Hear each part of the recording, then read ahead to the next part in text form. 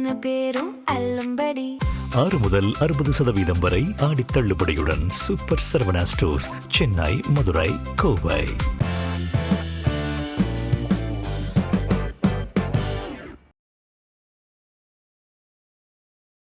நாங்கள் மக்களா மாடுகளா? அழுத கண்ணீர் ஆட்சியை மாற்றும் அறியுமா கொடுங்கோல் அரசு? அல்லற்பற்று ஆற்றாது அழுத கண் நீரின்றே செல்வத்தை தேய்க்கும் படை என்பது 555வது திருக்குறளாகும். இது அரசியல் எனும் அதிகாரத்தில் இடம்பெற்று இருக்கிறது. தில்லியில் அறவழியில் அமைதியாக போராட்டத்தில் ஈடுபட்ட இளைஞர்கள் மீது குண்டாந்தடியை கொண்டு கடுமையாக தாக்கியுள்ள சூழலில் இந்த திருக்குறளையே நாம் நினைவு கூற வேண்டியுள்ளது. 2000 ஆண்டுகளுக்கு முன் மன்னராட்சி காலத்தில் திருவள்ளுவர் எழுதிய இந்த குறள் இன்றைக்கும் அரசியல் துறையில் இருப்போர் எண்ணி பார்க்க வேண்டியதாகும். மரபு வழியாக வந்த மன்னராட்சியிலேயே கொடுங்கோல் ஆட்சி செய்த மன்னர்கள் தலை துண்டிக்கப்பட்டு கொல்லப்பட்டனர். அதன்பின் மக்களாட்சி என்றும் ஆட்சி முறை உலகின் பெரும்பாலான நாடுகளில் நிலவுகிறது. மக்களாட்சி என்று கூறினாலும் ஒரு போலி மக்களாட்சி முறைதான் இது. 18 வயது நிறைவடைந்த அனைவருக்கும் வாக்குரிமை, ஒருவருக்கு ஒரு வாக்கு, அதிக வாக்கு பெற்றவர்களே பிரதிநிதி என்றாலும் தேர்தல் விதிமுறை வகுக்கப்பட்டிருந்தாலும் இது ஒரு போலி ஜனநாயகம், போலி மக்களாட்சி தான். இருந்தாலும் இதில் உள்ள சிறப்பு என்னன்னா, 5 ஆண்டுகளுக்கு ஒரு முறை மக்கள் நினைத்தால் ஆட்சியை மாற்றலாம். ஒருவரை ஒரு கட்சியை அவர் அல்லது அது நல்லாட்சி செய்தாலும் கொடுங்கோலாட்சி செய்தாலும் குறைந்தது 5 ஆண்டுகளுக்கு பொறுத்து கொள்ள வேண்டியது மக்களின் கடமையாகிவிட்டது. 5 ஆண்டுகளுக்கு பிறகு மக்கள் நம்மை தூக்கி எறிந்து விடுவார்கள் என்கிற அச்சம் இந்த போலி ஜனநாயகத்தில் ஆட்சியில் இருப்பவர்களுக்கு இருக்க வேண்டும். அப்படி இருந்தால்தான் கொடுங்கோன்மை தலை தூக்காது. இலவசங்களை கொடுத்து, பொய்யான உறுதிமொழிகளை கொடுத்து, நல்லாட்சி செய்வதாக விளம்பரம் கொடுத்து ஏமாற்றி எப்படியாவது மீண்டும் ஆட்சியை தக்க வைத்து விடலாம் என்ற எண்ணமே ஆட்சியாளர்களை கொடுங்கோலர்களாக மாற்றிவிடுகிறது. ஆனால் எப்பொழுதும் ஆட்சியாளர்களின் எண்ணம் பொய்த்து போவதையும் மக்களின் சினத்தால் அவர்கள் மண்ணை கவ்வுவதையும் இந்த போலி ஜனநாயகத்தில் பலமுறை நாம் பார்த்திருக்கிறோம். 2011ஆம் ஆண்டு முதல் 2021ஆம் ஆண்டு வரை தொடர்ந்து 10 ஆண்டுகள் ஆண்ட அதிமுக அரசு தூத்துக்குடியில் ஸ்டெர்லைட் நச்சாலைக்கு எதிராக திரண்டு வந்து போராடிய மக்களை ஈவிரக்கமின்றி சுற்று கொண்டது. சென்னை சேலம் இடையே மலைகளை உடைத்து வயற்காட்டையும் குளங்களையும் அழித்து 8 வழிச்சாலை அமைப்போம் என்று இருமாப்புடன் செயல்பட்டது. விளைவு 2019 நாடாளுமன்ற தேர்தலிலும் அந்த கட்சி தோற்கடிக்கப்பட்டது. 2021ஆம் ஆண்டு சட்டமன்ற தேர்தலிலேயே தோற்று தமிழ்நாட்டில் 10 ஆண்டுகளாக இருந்த ஆட்சியை இழந்தது. இதேபோல் 2021ஆம் ஆண்டு ஆட்சிக்கு வந்த திமுக திருவண்ணாமலை மாவட்டம் மேல்மா உள்பட பல இடங்களில் விளைநிலங்களை தொழிற்பேட்டைக்கு கையகப்படுத்த முயன்றது. அதை எதிர்த்து போராடிய உழவர்களை குண்டர் சட்டத்தில் சிறையில் அடைத்தது. மாநிலம் முழுவதும் மணற்கொள்ளை, பிற மாநிலங்களின் எல்லையோர மாவட்டங்களில் கற்கொள்ளை தடையின்றி நடந்தது. அதை அன்று கனிம வளத்துறை அமைச்சராக இருந்த துரைமுருகனின் பார்வையில் சொல்வதனால் சட்டப்படி கற்கள் உடைக்கப்பட்டு கேரளத்தின் விளினத்தில் உள்ள அதானி துறைமுகத்துக்கு கொண்டு செல்லப்பட்டது. கோவை, திருப்பூர், தருமபுரி, கிருஷ்ணகிரி மாவட்டங்களிலும் இதேபோல் கேரளத்துக்கும் கர்நாடகத்துக்கும் கற்கள் கடத்தப்பட்டன. எதிர்த்து போராட்டம் நடத்திய மக்கள் மீது பொய் வழக்கு போட்டு சிறையில் அடைத்து சித்திரவதை செய்தனர். தங்கள் ஆட்சியின் வாழ்நாள் 5 ஆண்டுகள் என்பதை அறியாமல் ஆடாத ஆட்டமெல்லாம் ஆடினர்.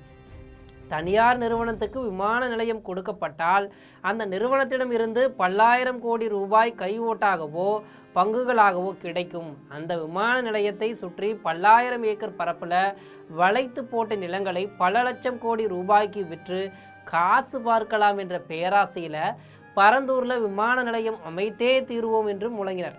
திராவிட மாடல் 2வது காலகட்டத்தில் தமிழ்நாட்டை பொன்னாடு ஆக்குவோம் என்று கூறி விளம்பரமும் பரப்புரையும் செய்தனர். ஆனால் மக்கள் நினைத்தது வேறு.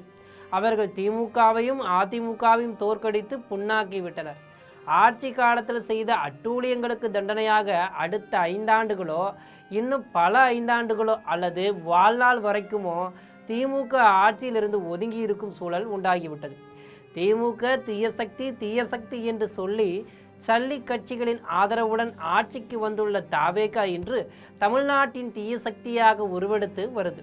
தங்கள் ஆட்சிக்கும் வாழ்நாள் 5 ஆண்டுதான் என்பது அவர்களுக்கு மறந்தே போய்விட்டது.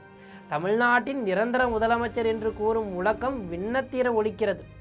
நிரந்தர முதலமைச்சர் என்று தொண்டர்களால் கூறப்பட்ட எம்ஜி ராமச்சந்திரன் 1987ஆம் ஆண்டில் இறந்து விட்டார். ஜெயலலிதா 2016ஆம் ஆண்டு, ஜெயலலிதாவும் 2018ஆம் ஆண்டில் கருணாநிதியும் இறந்து விட்டனர். ஜல்லிக்கட்டு போராட்டத்தை கடுமையாக ஒடுக்கிய பன்னீர்செல்வம் தன்னை 3 முறை முதலமைச்சராக்கிய கட்சியிலிருந்து நீக்கப்பட்டு அரசியல் அனாதையாகி திமுகவில் ஒரு சட்டமன்ற உறுப்பினராகவும் இழிநிலைக்கு சென்று விட்டார்.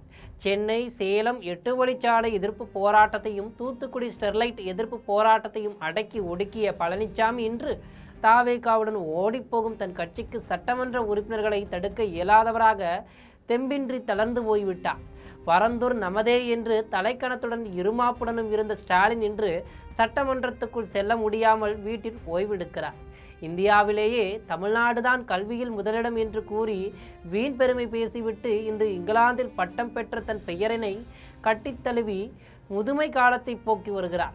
இதே போலத்தான் 2014ஆம் ஆண்டு மத்தியில் ஆட்சியை பிடித்த பாஜக அதன் பிறகு 2019ஆம் ஆண்டிலும் மீண்டும் 2024ஆம் ஆண்டிலும் என்று தொடர்ந்து 3வது முறையாக ஆட்சி கட்டிலில் அமர்ந்திருக்கிறது.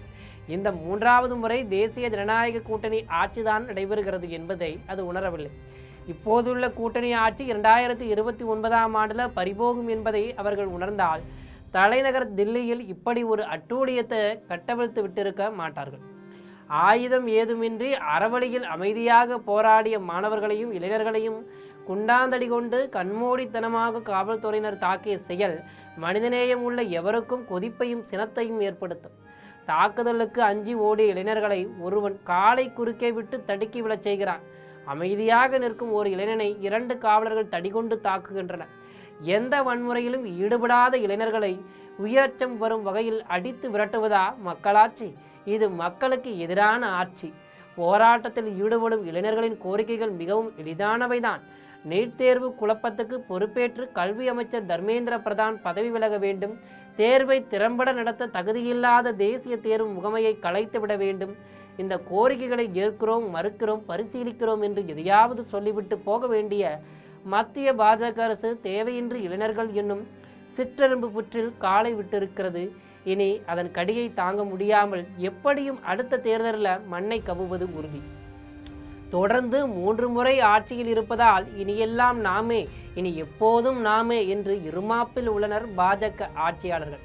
ஆனால் சிறுதுரும்பும் பல்குத்த உதவும் சிறுதுளி பெருவெள்ளம் நெருஞ்சி முள் கூட்டம் யானையையே சாய்த்துவிடும், கூனி மீன்கள் கப்பலையை புரட்டிவிடும் என்பதையெல்லாம் அறியாமல் உள்ளனர்.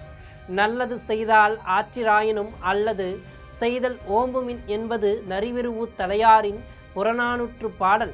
அவர் கூற்றுப்படி இந்த மத்திய பாஜக அரசு இளைஞர்களுக்கு நலவாழ்வு, வேலைவாய்ப்பு, உயர்ந்த வாழ்க்கை தரம் ஆகியவற்றை அமைத்து கொடுக்காவிட்டாலும் போராடும் அவர்களை குண்டாந்தடி கொண்டு அடித்து உடலையும் உள்ளத்தையும் புண்ணாக்க வேண்டாம் என்பதுதான் எதிர்கட்சியினர் மட்டுமின்றி மனிதநேயம் கொண்ட அனைவரின் கோரிக்கையாகும்.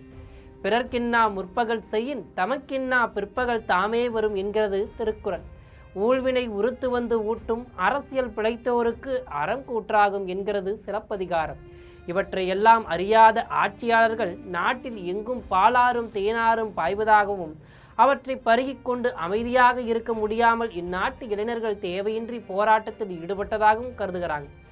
அன்பு, அறிவு, ஆற்றல், இரக்கம், ஈவு ஆகியவற்றை கொண்ட இளைஞர்கள் படையை குண்டாந்தடி கொண்டு அடிக்கும் கொடுங்கோல் அரசு மக்களின் கண்ணீரால், சாபத்தால், சினத்தால் சாயும் என்பதற்கு இதற்கு முன் ஏராளம் சான்றுகள் உள்ளன.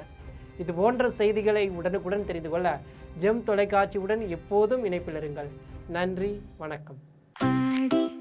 தள்ளுபடி அத்தனை பேரும் அல்லும்படி 6 முதல் 60% வரை ஆடி தள்ளுபடியுடன் சூப்பர் சரவணா ஸ்டோர்ஸ், சென்னை, மதுரை, கோவை.